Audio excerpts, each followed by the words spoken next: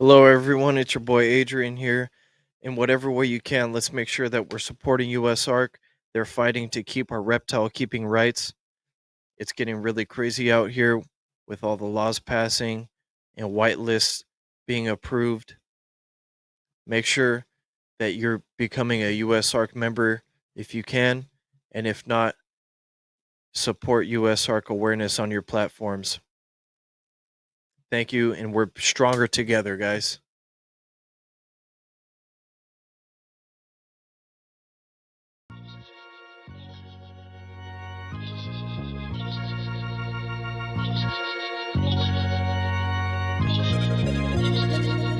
West Coast, man, you know where it's at. Best place to relax and kick back.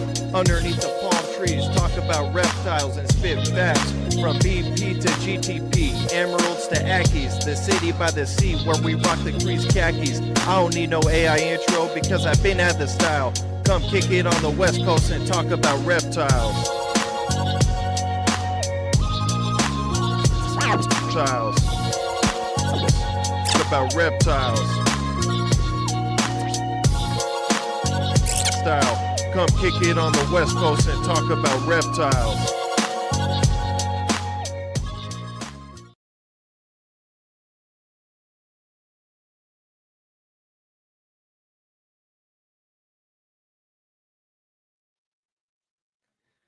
What's up, everybody? Your boy Adrian here, back with West Coast Wednesdays, episode 13, doing an overall update. What's going on over here on the West Coast? Thank you guys for tapping in. Make sure you guys smash the like button, hit the subscribe. Thanks for everyone tapping in, man. Appreciate you, RO. Hope you're doing good, man. Big RO with the 5.0. Appreciate you, my guy. Make sure you guys smash the like, subscribe, and all that. And yeah, man, we'll get into it right now. We'll go over the green tree pythons first. That's the species I'm most excited about. Doing an overall update here of what's going on the West Coast. So, with West Coast reptiles and the green tree pythons are doing good, man. They're all doing good. Got some adults growing up. Some mostly my females. Waiting for some females to get to size. Some more females, and got some three by two enclosures, PVC. I made from scratch. I got 4 of those built out so far. I got 3 chondros in those and 1 female emerald in the other one.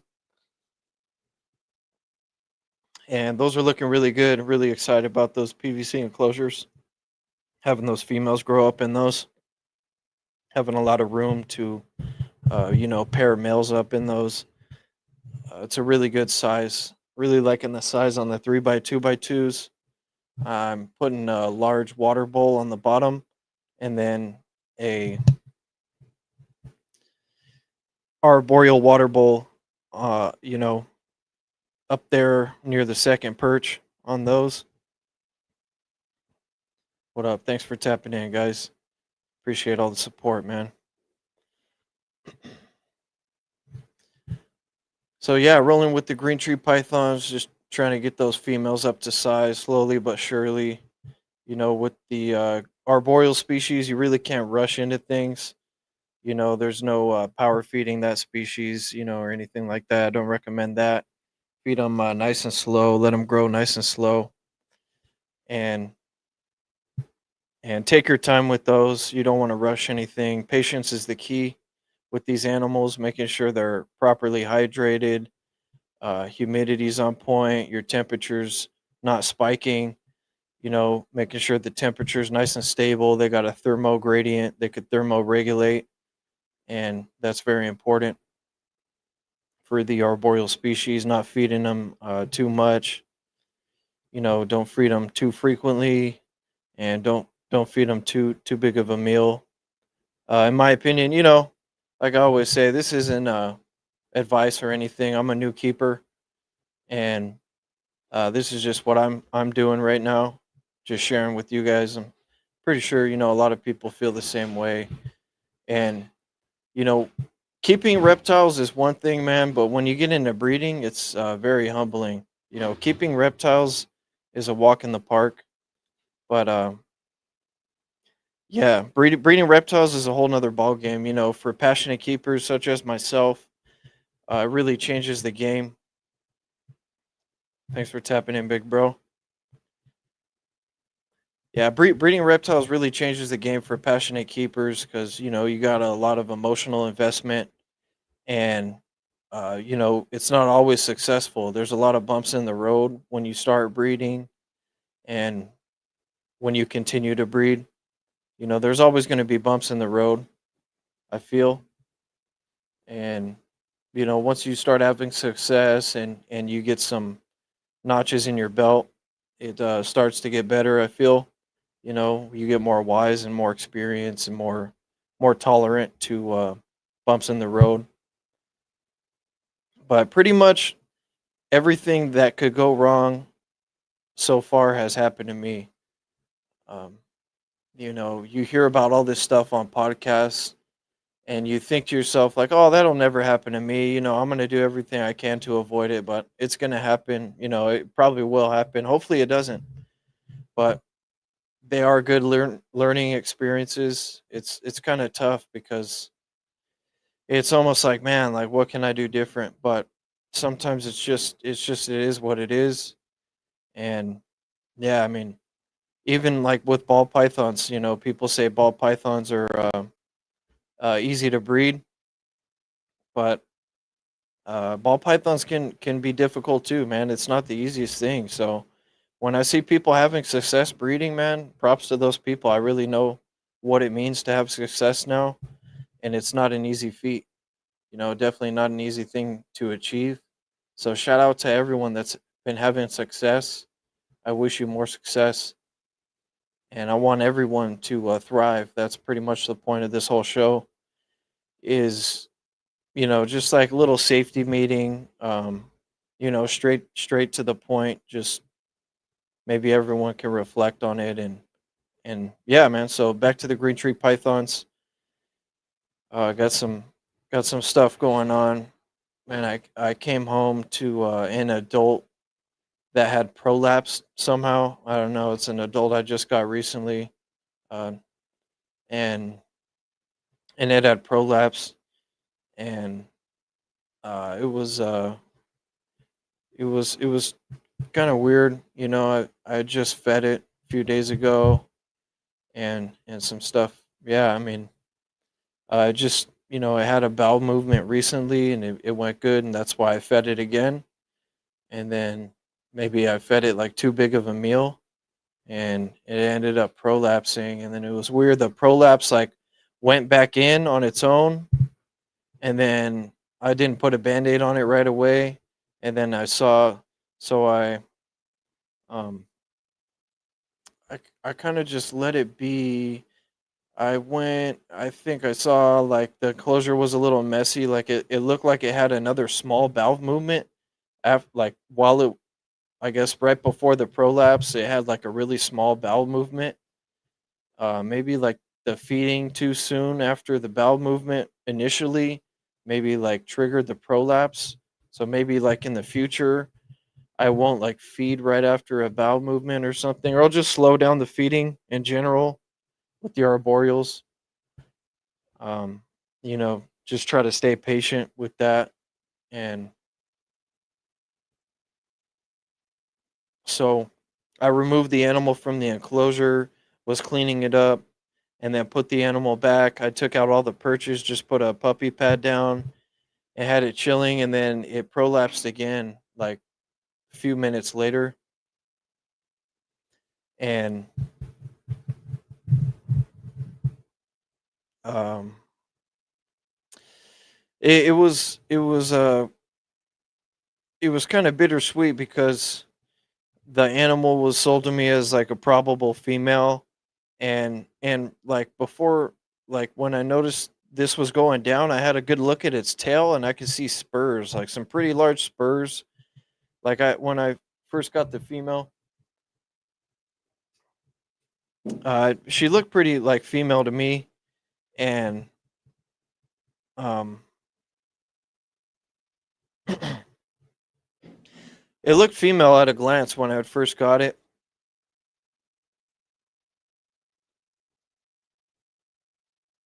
Yeah, for sure. Yeah, I think feed when they show you signs that they're ready to feed, for sure. And yeah, like when they're in the ambush mode, then I think like when they know they're ready to feed. But I mean, it was ready to feed. Like it looked like it was in ambush mode. Honestly, it was ready to feed.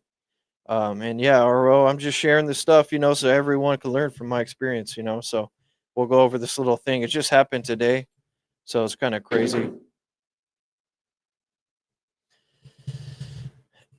So I took the animal out real quick and cleaned the enclosure. Washed it up real good, and then put the animal back. Took out all the perches, and then put a puppy pad. The animal's just chilling on the puppy pad, and then it prolapsed again. And so what I'm trying to say is I saw spurs and a thicker tail. So already I was kind of suspecting it was a male. And then with the prolapse, the hemipenes actually popped out. Like I could see both of the hemipenes right there, pretty big hemipenes, and it confirmed that it was a male. So I was actually pretty excited about that because I found out recently that the Patrick Holmes animal that I got was a female. It was supposed to be a male. It was a female, so that left me down to one male, and now I got two males again. And so that's why I'm saying it was pretty bittersweet because there was a sweet part where it's like a male, like all right, cool, another male, great, and it's a pretty nice male too, in my opinion. It's like a sarong locality type, and the yeah, so the hemipenes popped out. So this time it didn't really want. It looked like it had prolapsed a little further this time, so I got a Q-tip and pushed it back in through the sides, and it went back in like and then once I got it going, it just sucked it back in. And then I had put a band-aid on it, and it prolapsed through the band-aid.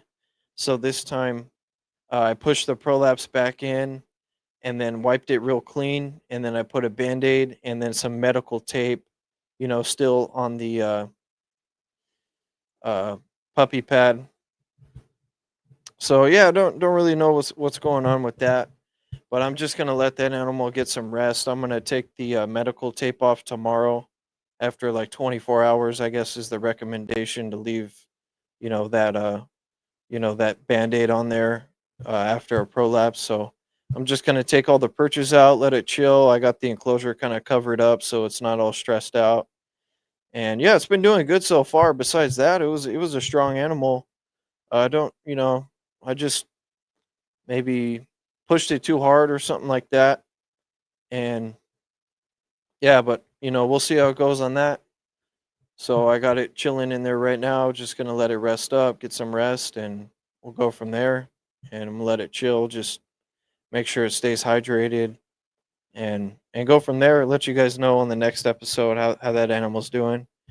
Um, got a really good deal on it, so it is what it is. Yeah. So stuff comes up, man, and green street pythons. Like I said, I had a male that I had gotten, and it was a sex male that was sold to me that was probed as a male, and it ended up turning out to be a female.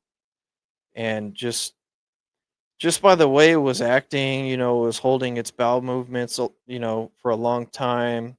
It wasn't really cruising around. All the sheds were just female looking sheds, and the animal gained like a lot of size and weight.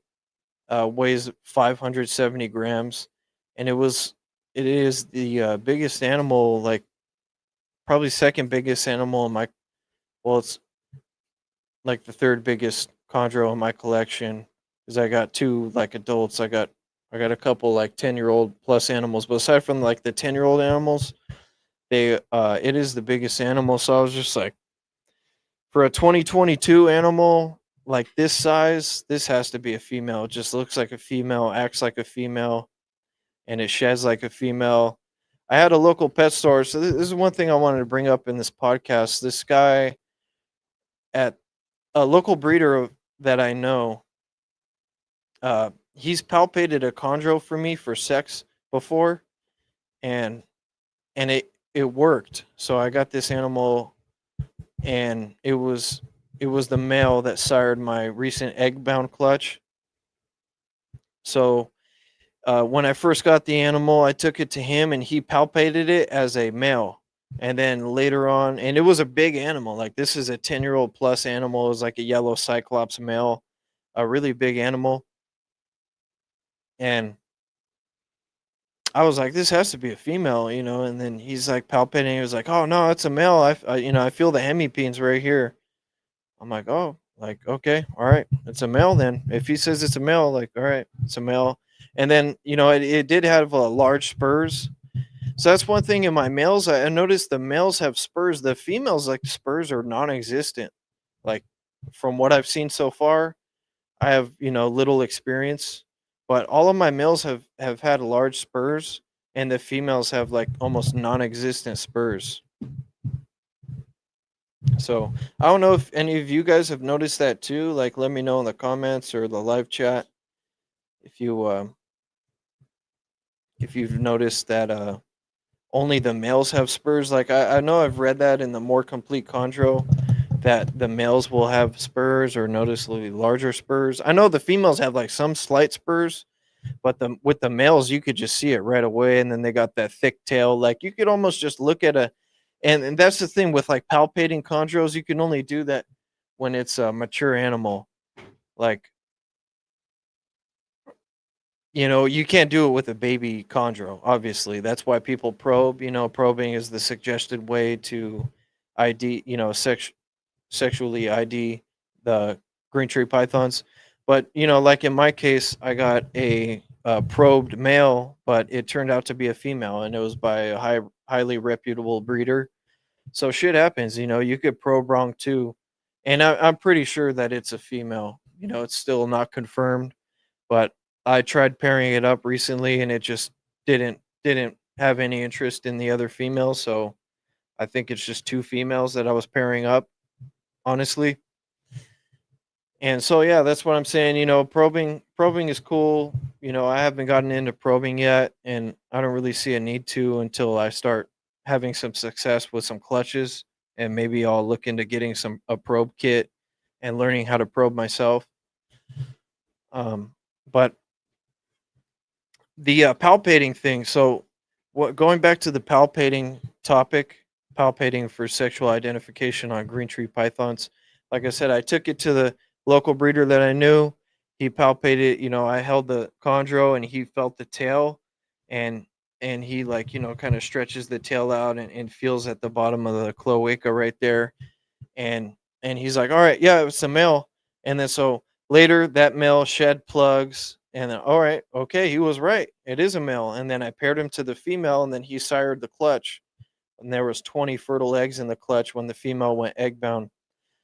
So that was a male. So he successfully palpated that chondro, like, instantly. He just went in there, boom, felt it was a male, and then turned out to be a male, sired the clutch. So, like I said, I had questions on this Patrick Holmes animal that it was a female. I've been suspicious for a while that it was a female, and I took it to him again now, recently, after I was trying to pair it up. It wasn't working out. So I'm like, all right, you know what? I'm just going to take this thing over to the dude again, have him palpate it, and see what he thinks. And he said it was a female. He said he didn't feel any hemipenes in there, and an animal that size, you should feel them for sure. The tail was super skinny at the end, and no spurs. So I'm pretty sure that animal's a female. And that's just, something you don't hear about, a lot. How many times have you guys heard, like, you can palpate a green tree python for sex? You know, and like I said, the animal has to be a mature age where it can be viable. Like, it can't be a baby, it can't be a yearling, I don't think.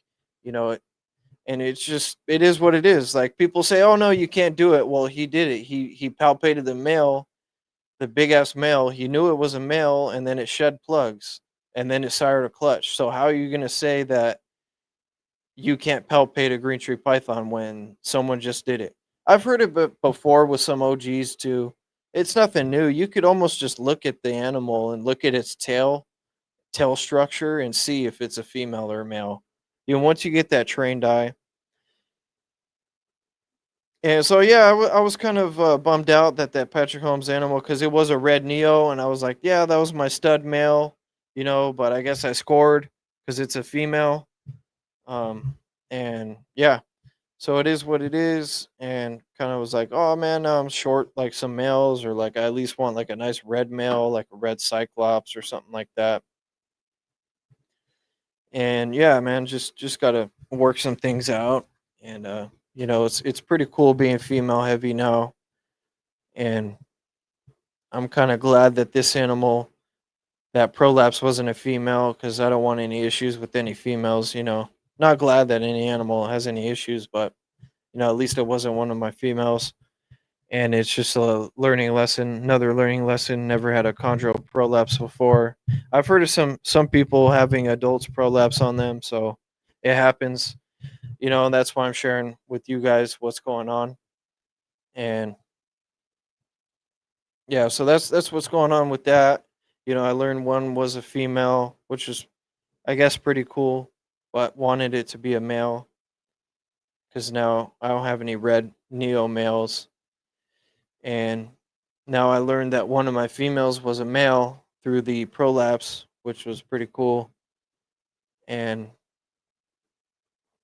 yeah, the green tree pythons just chilling. I've been trying to do a pairing recently with some adults, my 10-year-old adults, and they just weren't vibing. They would just separate to the edge of the cage, and they're a known male and female for sure. So I just trying to feed that female up and get her happy, and trying to feed the male at the same time, and just wait till the time is right. Hopefully they get used to each other if I keep introducing them and they get accustomed to each other.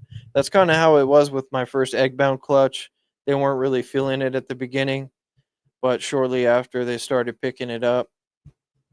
These seem to be taking a little while longer to pick it up, but I'm gonna keep working at it and see what's going on. And yeah, it's kind of a trip, because I have a big female that's a Biak, and she's like really big. I've had another that my egg bound female was really big as well, a big Biak, and I have a few like sarong or other locality females. Yeah, I need to play some Marvin Gaye, light some candles. Yep, you're right, bro. That's a good call. Thanks for that, dog. That's a good call, dude. That's what I'm missing right now, dude. Pour some red wine, get some Marvin Gaye, some candles going, man. Yeah, I feel that 100%. Freaking RO. Love you guys, man. Um, yeah, man. It just might be the time of the year. Who knows?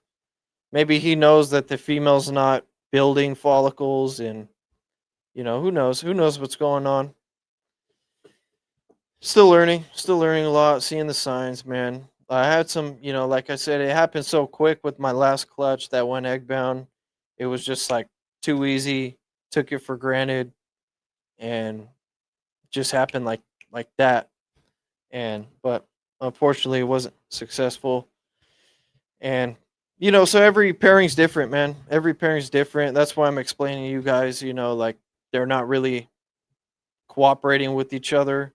So maybe expect that, and if you know maybe they just aren't compatible. You hear about that a lot, like compatibility issues. So we'll see. Maybe if this other male recovers, I might try to pair him and see what happens in the distant future. And yeah, back to the green tree python discussion, man. Just getting the ball rolling over there. And so what I was saying is the BR females are really big, right? They're pretty large. And these like other like sarong or like other locality, they're like very like small compared to the Beox. And it's like, man, is this like ready to pair yet? Like, what am I adding to my collection next? Like red male chondro when the time comes. Um, yeah, they're really small, so it's kind of intimidating and stuff. With like these smaller localities. I'm used to like big Biak females, so it's tough. Like I don't really know, like if they're ready to pair or not.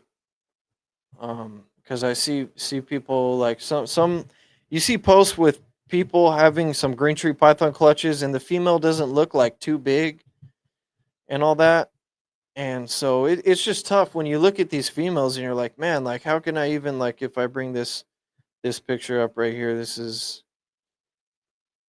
the one of my import locality females, and she looks like pretty good size. It's just like I just find it hard to see like eggs developing and stuff like that. And the picture on the left hand side is three females as well. Got three females right next to me on the left hand side, and they're just, that was the one of them on the bottom right of the three females is the Patrick Holmes animal I thought was a male, but you could see the size on it is just so big. It's actually bigger than both of those females individually. And yeah, so it's kind of a learning experience with these other localities because I've only had adult Biox so far that I've been trying to pair. So with these like smaller localities like Sarong or maybe even Cyclops or Lyra, Maniquari, they're much smaller animals than the Biox. So I'm still trying to figure that out. It's like not adding up in my head. Like two and two doesn't equal four to me. So that's kind of an observation that I had. I wanted to share with you guys. Um, but I have seen some big chondros, man. Like over there at the trap. You know, representing the trap, man. Trapping is a sport, man. MJ, he's got some big animals over there, and I was like very impressed. His animals are very big, up to size, and it's like, oh man, that's a big breeder size female right there. You could just see it. So like I said, just patience is the key. I think with these arboreals, man, it is what it is. So just take your time, guys. Take your time. Well, look, you're going for. Like, I'm just trying to get some blue. Like with the 10-year-old pairing, they do have like a little mite phase going to them. So having some melanism would be cool. They do have like a kind of a teal blue wash with a mite phase. The female has a lot of white blotches for a Biak. So yeah, I'm looking for some. You never know what'll happen. The male that I have has little darkness, little funk to him too. So I'm really trying to pair those for sure. I wish for that pairing to go. And yeah, all the other ones, I'm just kind of throwing shit at the wall, see what sticks. I'm pretty sarong heavy. I got a lot of poulture. I got a lot of I got a nice maniquari with some white speckling. So that's pretty much like all I can really do is get like blue and white speckling, maybe some mite phase with that one pairing. But well, one thing I'm kind of lacking, I wish I had, is like yellow diamonds. I wish I had some, like some GG animals like you got row. Uh, some animals with some yellow diamonds. I really liking the yellow diamond stuff. And yeah, man. So the chondros, that's pretty much that with the chondros. Got that 10-year-old male. He's kind of on and off with food. He'll like eat sometimes, he won't eat sometimes, but he isn't losing any weight. He's really big. He's really plump. So I'm not too worried about that. Been trying to feed him here and there, but he only eats when he wants to eat and hasn't really been interested in breeding. I feel like he's looking for that one female that passed away egg-bound, and kind of feeling bad for him. But yeah, still in the growing phase. Still trying to see what's up, make some moves. I've been upgrading enclosures, getting those animals used to their new enclosures, and just in the growing phase with the green tree pythons, kind of rebuilding after that tough loss with the egg-bound thing. And going from there, learning that that male was a female. That was kind of a bummer. So just kind of rethinking things. It just kind of makes you think it all over again and see what's up. And yeah, just keep feeding. And yeah, man, for sure.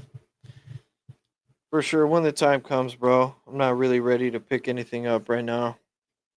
I'm just chilling right now. And then yeah, I guess the next species I'll go over will be the ball pythons. And yeah, so I was told you guys I was gonna give you an update. I had one egg. I had a clutch with 4 slugs and one good egg. And the one good egg did hatch. It was looking pretty rough. Like I said, I don't know exactly what I said on the last podcast. I had mentioned it. Oh yeah, but the egg was looking rough. I'm gonna do some changes to my incubator. It is working. It's dialed in. What I've noticed with the ball python clutches, they're all hatching on day 55, like exactly. Every clutch has pipped on day 55. I've had 2 clutches. Out of 2 clutches, they've both pipped on day 55. So I want to for sure cut, like, on day 55. That's just my opinion. Um, yeah, but that's just what's been going on with that and the incubator setup. I do want to make some improvements to the incubator. I want to add a fan, an extra fan. I had another fan in there, like a USB fan, maybe for like a computer or like a desktop fan, and it had like a USB that you plugged in directly to the fan, and then I put it in the incubator, and like something just burnt out, like it corroded. It just stopped, like the fan just stopped running. So I'm looking for maybe like a fan I could like hardwire. Like I seen Chuck from Chill Chondros. He had like a badass DIY incubator he made with like a false wall and a fan. I don't know if I'm gonna go as far as the false wall thing, just the way I'm set up right now. But at least like try to hardwire another fan, like a computer fan in there, and get some more ventilation and air circulation, and maybe even drill a couple ventilation holes. So I'm still looking into that because like, I just had this feeling that the air was like stagnant in the incubator. It was really stagnant, and I run a wet chamber. So when you have like that, there was air circulation, but the extra fan that I had in there would crap out sometimes. And the little fan I have still built in with the mini fridge just isn't really cutting it.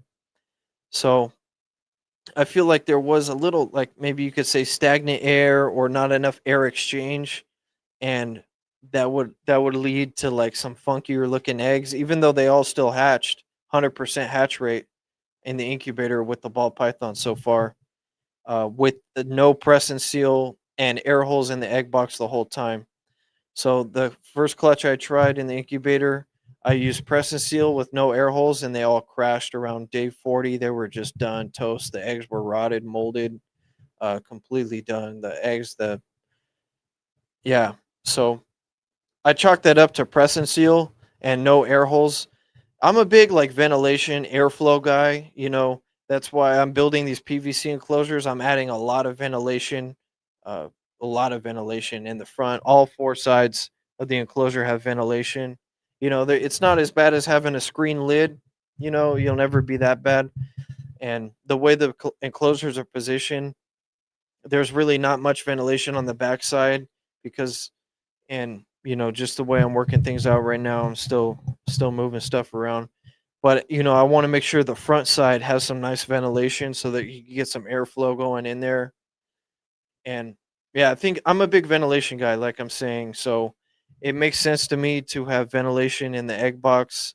You know, if you don't run a wet chamber incubator, your eggs might dry out. But I run a wet chamber; it's like 100% humidity in the incubator, 24/7. So if there's air holes or no press seal, it really doesn't matter. I could probably incubate without a lid, honestly, because the incubator is 100% humidity. But I still run a lid anyway, and it is what it is. But I was thinking about adding some air holes in the incubator just to get a little air exchange, maybe covering them with some fine screen mesh, so like nothing can go in the incubator and go in there. I'll just put like a little filter or something, just so maybe it could get some air exchange in there. Just a few small holes. We'll see. And you know, like I know Chuck Chill Chondros, he like drilled through the drain plug, and that's how he got some ventilation in his incubator. But I'm gonna be. I have no clutches in the incubator right now. Everything's out of the incubator. The incubator's turned off. So that now is a good opportunity for me to maybe tweak a couple things, make some improvements where I see, and go from there. But yeah, I'm probably never going to use press and seal again. And I like the air holes in the egg box, and I probably don't even need a lid because my incubator has, if I do make some ventilation holes, maybe that humidity won't be so high anymore, and that will make the lid viable, and just go from there. But had 100% hatch rate with no press and seal and air holes in the egg box the whole time. And I was going in there, checking the eggs, fanning them out, making sure the air gets exchanged. And, that helps reduce like mold growth and bacteria when you open the incubator. That's just what I've seen. Kind of go, I've even heard Marshall Mendez saying that he opens the egg box from time to time, the incubator from time to time, let some airflow in there. And remember, guys, none of this is advice. It's just my observations. Take it or leave it. Not telling anyone how to do anything. I've only had, two, like pretty much one successful ball python clutch and a few leopard geckos. That's pretty much it so far. And with the ball python, so the egg, I had one good egg and it hatched on its own. I came home from work, checked the incubator, it hadn't hatched yet, and I hadn't realized that it was day 55. The day that I came home from work, it was last Thursday. Came home, checked the incubator immediately, no hatch, and I didn't realize it was day 55. I thought day 55 was on Friday, the next day, and didn't realize that, so maybe I could have cut sooner. And then before I went to bed, I'm like, all right, I'm gonna check the incubator one more time. I checked, and the egg had pipped, of course. The snake came out like halfway and had a wrapped umbilical cord and died. And it was just so tight. The umbilical cord was so tight. And I hit it. I hit all the odds in one egg. I had one good egg. I hit a super pastel freeway pied. And that was as many genes as I could hit in the animal. And I'm really happy with how that animal looked. But unfortunately, it passed away because it had a wrapped umbilical cord. And I probably could have saved it had I cut sooner. And I was just kind of trying to be patient, but sometimes patience that you have to have a happy medium with the patience. Sometimes if you like suspect something might be going wrong, maybe cut on day 54.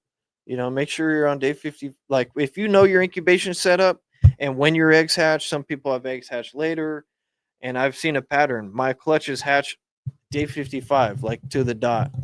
So yeah, unfortunately, that one didn't make it, and it was bummed out because that was my most anticipated ball python clutch, was to make a freeway, and I hit it. I hit a freeway pied, a visual pied. That was a cherry on top of the cake. Even super pastel, which I love in freeway combos.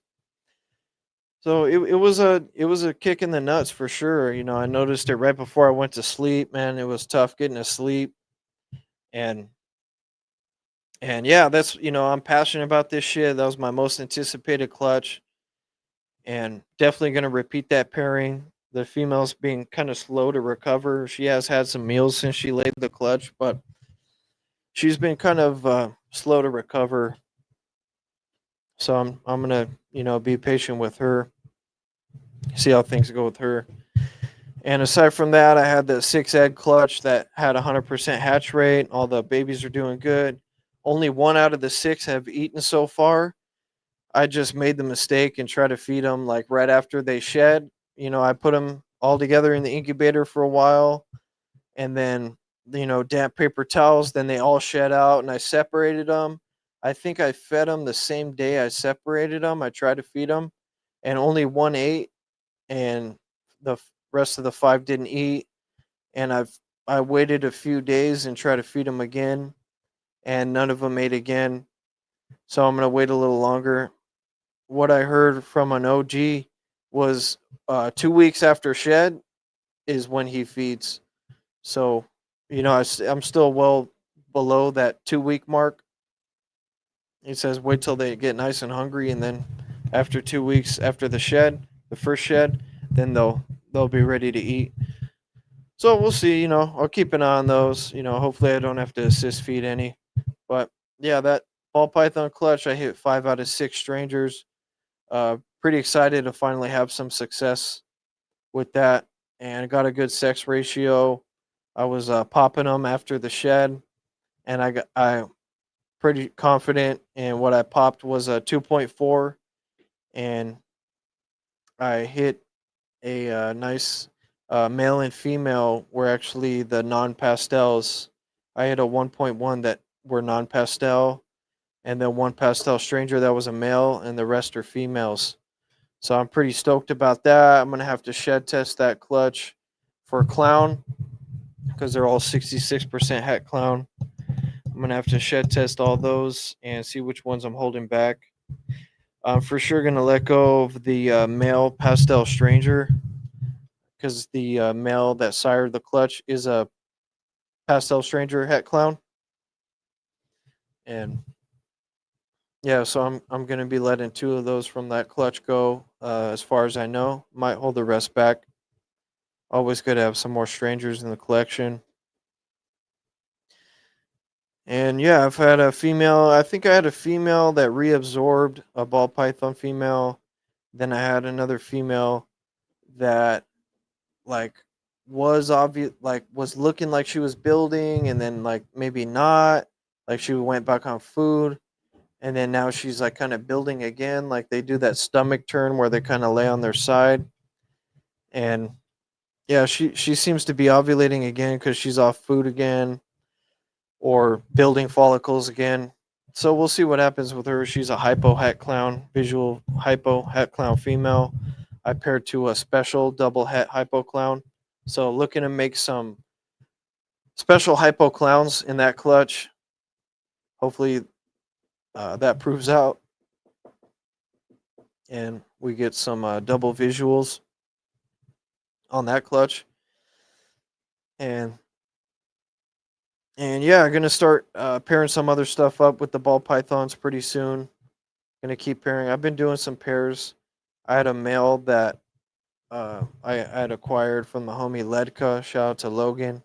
Hooked me up with a chocolate hypo het DG male, and he was pretty young. I paired him to this female that I got. She's a pastel het DG clown female, and paired him up to her, and they didn't really do anything. I didn't notice any visual locks in the beginning, and so I separated them for a while, kept feeding them both, and then paired them up again, and then I was pulling the male out as I was feeding. I went because I was going to feed them again, separate them and feed them, and I didn't really notice, but I think he was locked up with her, like, or semi locked up, like nothing happened, like they didn't get hurt or anything, but I didn't even notice that. I'm pretty sure he was locked up because I was kind of doubting if this guy's going to do anything, but I think he was putting in some work, or he had just kind of finished and he was just clinging on. But I'm gonna repeat that pairing again pretty soon. I think it takes at least like two locks for sure. Maybe three, and it could be even more than that. Locks don't really mean anything. It all depends on your animals. So yeah, just gonna keep working with the ball pythons. It's gonna get better and better, man. I got a lot of females growing up. I got like 3 females though that have hit that like 1,000 gram wall mark, where they're just kind of going off food. So I'm gonna see if I can pull a couple tricks with them and get them back on food. It's pretty frustrating when you got your females and they go off food for a little bit. Might just try a little tricks, maybe give them a soak, change the substrate, do some things, maybe put a male in there or a male shed, do something like that to kind of trick them into feeding again. I've heard, those are some things you could do. Fuck it, go take them in the stroller, take a walk around the block, and yeah, I got a couple of 3 females that are on that 1,000 gram wall mark thing, and yeah, it's just gonna get better, man. If I I'm really happy with what I've gotten so far, and I'm happy, and I appreciate that, and I'm just happy to have that, and I just know it's gonna get better, man. Like each clutch, it's just so exciting when you hatch out your first snake. It's like, man, I can't believe it, and it just you just pushes you to make some more stuff, man. So we're gonna keep rolling with the ball pythons. Pretty happy with that. And the next species, we could talk about some emerald tree boas. I got a female that I had in the 3x2x2. So I had, you know, uh, not gonna lie, like a while ago, I had her in a shitty Exoterra enclosure, and I was feeding her, I was feeding her some pretty big meals. I fed her a few big meals, and maybe after the third or fourth big meal, she regurgitated, and so I chilled out on her. I like gave her a month off food, let her chill out. I was thinking maybe it's the enclosure, and it was a pretty big rodent prey item. So I'm like, oh shit, So I gave her a month off, and then gave her a small meal, really small, like a really small, like not really small, but a small thing. And then she took that down, no problems, and then was kind of slowly building it up since then. I've been building a road back to recovery for her. I was just hoping it was a one-off thing, like I was feeding maybe too frequently, or the enclosure husbandry was off.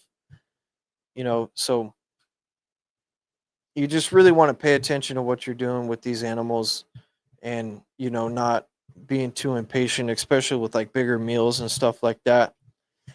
And emerald tree boas are known to have like a slower metabolism than pythons. So, that happened. I hit up Coach Rice, told him what's going on, and he's, you know, how he feels about all that shit. So I was just like, oh, well, hopefully it's a one-off. So I'm building her back up, building her back up. I'm doing 2 small meals, 2 back-to-back at the same meal, and then all right, boom, I'm doing 3 back-to-back at the same meal. Kind of, because if it's like 3 small prey items weigh as much as maybe the bigger prey item, then it's like, okay, then we should be good to go with a bigger prey item. So eventually I'm like, all right, you know what? I'm just gonna try add kind of a medium prey item and try to offer it to her. Boom, she took it, and I could see she was digesting it for a couple days. It was she was kind of, they give you that signs where they're kind of, when that initial, that's when in like the first 4 to 5 days after feeding, and that's when it's either gonna go like north or south. And she was just chilling. I'm just like, oh, please don't regurge, please don't regurge, doing my little prayer. And and she was looking big, she was looking big, because I could tell when she first did the first one, she was like really bloated, really swollen, and then that shit happened. And then now this time around, she did have some swelling, she was kind of stretching out here and there, and then now, the last couple of days, I've seen that swelling's really gone down, like she's digested the prey item successfully, and I'm pretty happy about that. And so, like I said, she didn't regurge, knock on wood. It's been a while now. I think it's been a week, maybe a week or a week and a half since I fed her, and it's been all good. And she looks like she's fully digested, even kind of back into feeding mode, you could say. But obviously, I'm not going to feed her too soon. Going to let her chill for probably another week or two before I try to feed. again, and I don't know if I'm going to feed another big prey item as big as that one at least. Um, but that's one thing Coach Rice told me is like if they can't eat a big meal, they're never going to thrive. I'm trying to like get her up to size too. She's just like kind of on the cusp where I would think about breeding her. Like I said, I've been to the trap, seen MJ's trap, and he has some big female emerald tree boas. So this female is not that size. She's not as big as those adult females I saw at the trap. And Coach Rice was saying like if she's not going to be able to take like big prey items, she's never going to thrive. She's never going to be able to breed. And that's why I was like, all right, you know what? I'm going to try to offer that bigger prey item. And so I did, and it worked out. It's going good. I got a male emerald tree boa. He's doing good. No issues with him. Never had a regurg with him. So I had that one-off regurg. Never happened again so far. Knock on wood. And it's going good. Going good. The emeralds are doing good. And excited to pair them up. In the distant future. And I got the diamond pythons. They're growing up too. I'm going to be upgrading their enclosures. I got the male. He's still stuck on rat pinkies. He won't take any desert field mice, which is kind of frustrating. But it is what it is. I might just try like a rat fuzzy next time and get him up to a bigger prey item instead of like I've been feeding 2 rat pinkies to the male diamond python. Just so I was feeding 1 rat pinky to start, one, one, one, one, like every feed. And then now I'm doing 2. I'm doing 2, 2, 2 every feed.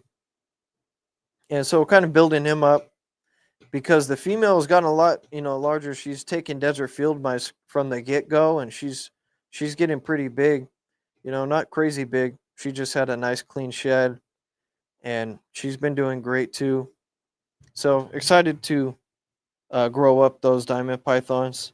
Very beautiful species. Really, really like that species a lot. Highly suggest it. And some other species I got is a Solomon Island tree boas. They're doing pretty good. I had a male. He had a stuck eye cap, and it's pretty frustrating with that species, especially a male, because their eyes are like so small. You're trying to help them get like some stuck eye caps off, and it just was a nightmare. And so we're gonna see how he was finally able to get him off. And yeah, just if you're gonna like do anything with a stuck eye cap, just use like a Q-tip at most. And you know, uh, from what I heard and what I read, like it'll probably come off with the next shed, so don't sweat it too much. If you could try to help it out, help it out. But a Q-tip is probably as far as you should go with that. And yeah, but they're both eating, doing great. That female Solomon Island tree boa was a little slow to take the desert field mice. Now she's been taking exclusively desert field mice and she loves them. She's been doing great. She was a shy eater at first and now she's an aggressive eater. Very happy about that. And they're doing really good. Female's getting some size on her. Might start pairing them up in the near future. And got the Halmahera ground boas. Those are looking dope. I got this female that was supposed to be gravid when I picked her up, and she had some swelling to her. I don't see as much swelling now, so we'll see what happens with that. I do have a male. He's very small. He's eaten 1 meal for me so far, and so has the female. She's eaten 1 meal, but they've kind of been a little finicky with feeding. The female's supposed to be gravid, so I've been really concerned about feeding her too much. The male, I'm trying to get some food in him, and just wondering if like maybe the prey item. He did take the desert field mouse right away, like a little pinky. They're so small. His head is like really tiny. So we'll see what I'll be able to, maybe it's just the prey item that he's not wanting. So we'll look into that. Those are some Candoya species that I'm working with. Then you got the Dumerils Boas still growing out. They're both eating great. Like, very no issues with those. Dumeril Boas are tanks. And the leopard geckos are popping. I had a holdback that I have right here in the picture. I produced this holdback right here, and it's hard to see in this picture. Is not the best picture, but I'm pretty sure it's emerine. It has a green kind of tint to it, so like it's like an emerald tangerine. So it's got like some green in it, but it's like also orange. So they call it emerine, I guess, is the reason why they call it that. And I held that one back. It looked different to me right away. And it's a male, actually. It's a male.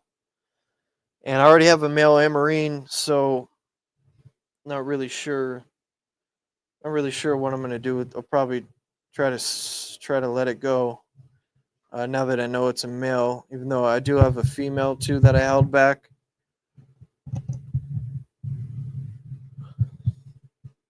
Also in this picture is a super pastel stranger spot nose, 66% het clown female cuddling with the desert field mouse.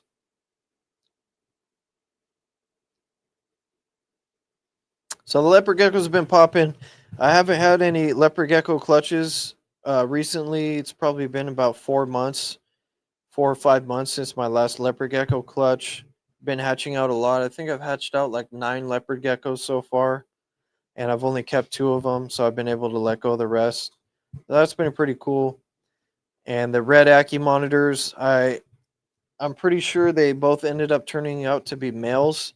So I posted them both on Morph Market, and the someone hit me up, and they were a local pickup. I was able to let one of those red Ackie Monitors go to a local guy, and I appreciate his support and hitting me up on Morph Market. It's pretty cool. I didn't have to ship the animal, worry about shipping, and just do a local pickup. And I'm gonna be taking the other one to the Reptile Super Show if it doesn't sell by then. And just, it was discouraging not getting a female red Ackie Monitor. And after all that kind of time and effort, I kind of got burnt out, and I'm like, man, I've like, am I gonna get a female and try to continue this project if I got so much stuff going on with the green trees I'm really passionate about and all these other species? Like, do I really want to give focus to that? Because when you work with lizards, that's a whole different ball game. It's an everyday animal.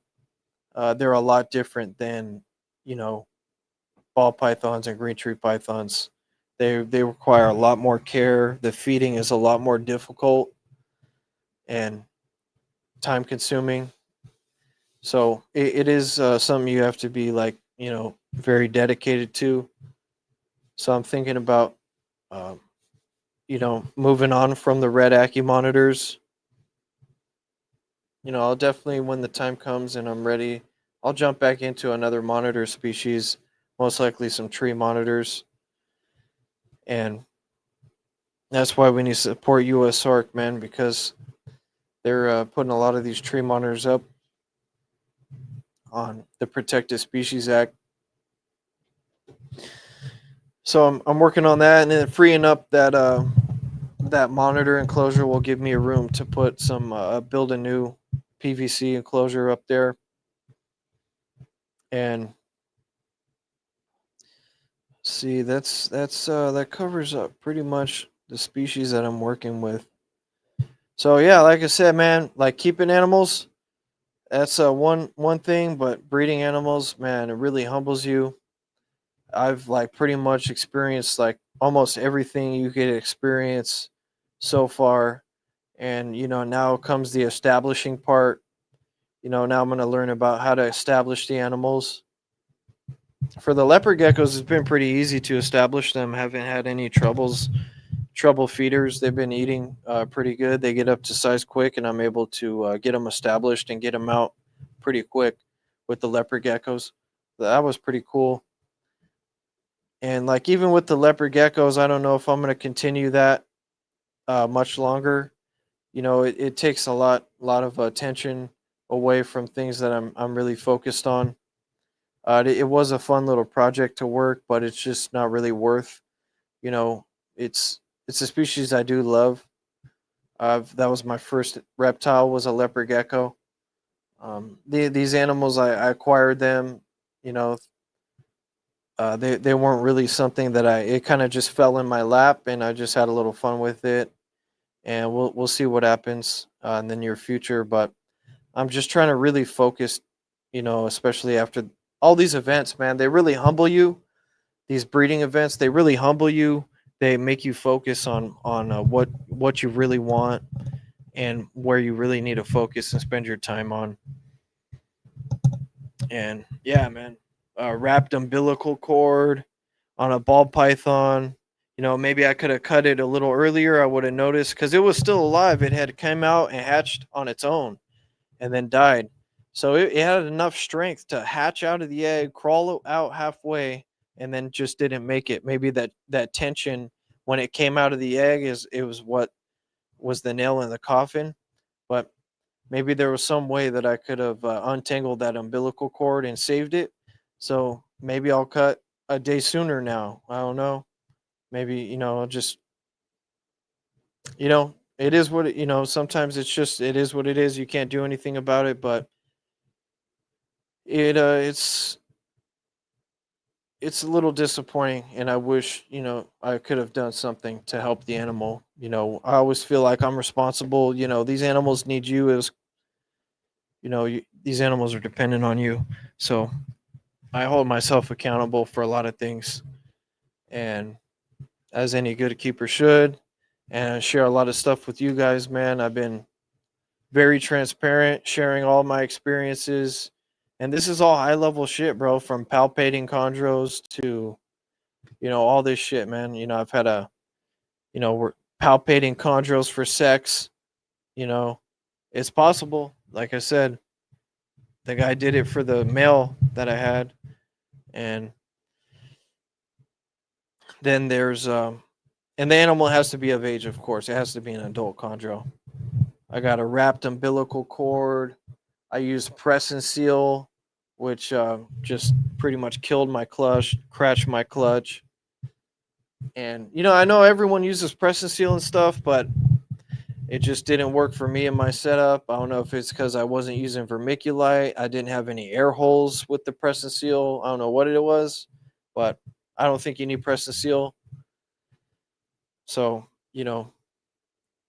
wrapped umbilical, press and seal, egg bound green tree python. Man, prolapses, freaking, yeah, man. Um, regurgitations, like pretty much anything that could go wrong has gone wrong. And you hear about it all the time, but until you deal with it firsthand,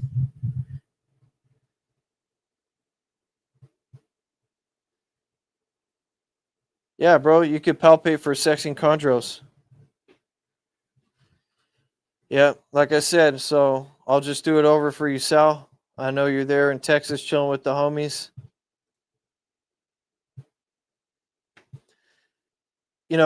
The animal has to be a mature green tree python. And this isn't proven scientific, whatever. You could probe an animal and it could be wrong too. I was sold a probed male and it turned out to be a female. So there's nothing is 100%, you know. But yeah, I took an animal that I got to a local breeder and he palpated it as a male, and later it shed plugs and then sired my egg bound clutch. So the palpating was successful because he palpated as a male. It was a big ass green tree python. I'm like, oh, this thing has to be female for sure. He's like, no, I feel the hemipenes right here. You could just look at the tail and see that there's hemipenes in the tail. I mean, like, it doesn't take, it's like one if there obviously you can't palpate a neonate or like a yearling, but once the animal's of like a mature size, you could like almost visually see whether it's a male or female. In my opinion, if you got a trained eye, you just, it's pretty cut and dry. But yeah, and then so I took another chondro over there to be palpated, and so when you're palpating, you're feeling the tail for hemipenes. You're not like touching the stomach or anything. You're palpating the tail to feel if there's hemipenes or not, and there's like, that's what palpating for sex is. And um, yeah, I took another animal over there, was sold to me as a male, probed male, and I've been suspecting for a long time it was a female, and it turned out to be a female. I could just There's no visible spurs. The tail is really thin right after the cloaca. It palpated as a female. All the sheds have been female. It holds its shit like a female. It acts like a female. It's really big like a female. So, it is what it is. This isn't advice. This isn't professional anything. This is just what I'm sharing with you guys. I've heard of palpating chondros in the past, even on probably like Trap Talk. I've maybe heard it brought up before by some OG fools. It's nothing new. It's just people don't really talk about it. I do like probing. I don't probe. I don't have a probe kit. Um, you know, I'm looking to get one in the near future.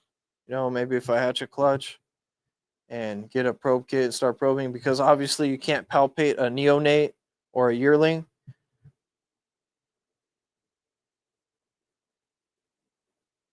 Yeah. Yeah, I mean, it could have been coincidence, but you know, yeah, it is what it is, bro. I mean,